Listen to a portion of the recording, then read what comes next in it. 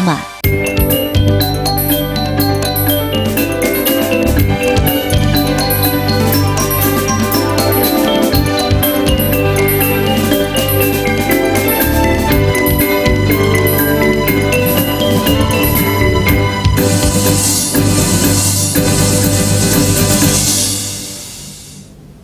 Pemirsa, banyak persoalan yang dihadapi pertanian Bali, mulai dari soal ketersediaan air, saluran irigasi, hingga ancaman alih fungsi lahan.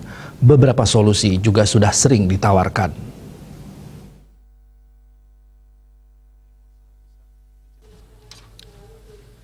Salah satu yang belum sering ditawarkan adalah pembentukan lahan pertanian abadi. Bali sangat membutuhkan adanya lahan pertanian abadi untuk mendukung ekonomi Kerti Bali. Demikian disampaikan pakar pertanian Universitas Warmadewa, Dr. Insinyur I Gusti Bagus Udayana MSI. Menurutnya pertanian tidak hanya menyangkut irigasi, namun hal terpenting lainnya adalah lahan.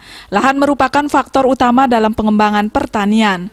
Tantangan yang harus dihadapi oleh sektor pertanian adalah semakin tergerusnya lahan-lahan pertanian oleh aktivitas ekonomi manusia, terutama untuk permukiman, pembangunan infrastruktur, ataupun industri. Pembangunan yang terus dilaksanakan menyebabkan banyak lahan pertanian yang harus beralih fungsi menjadi non-pertanian. Alih fungsi lahan semakin masif terjadi di wilayah perkotaan. Inilah yang menjadi konsentrasi pemerintah dan masyarakat Bali.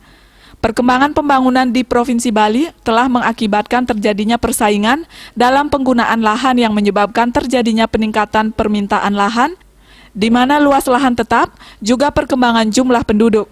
Karena itu pembentukan lahan pertanian abadi di Bali sangat dibutuhkan. Sejalan dengan ekonomi Kerti Bali yang dicanangkan Gubernur Bali, yang akan fokus tidak hanya pada pariwisata tapi 5 sektor lainnya, termasuk sektor pertanian. Ekonomi Kerti Bali harus dibangun secara inklusif dan bertanggung jawab dengan tetap menjaga ekosistem alam serta budaya secara berkelanjutan.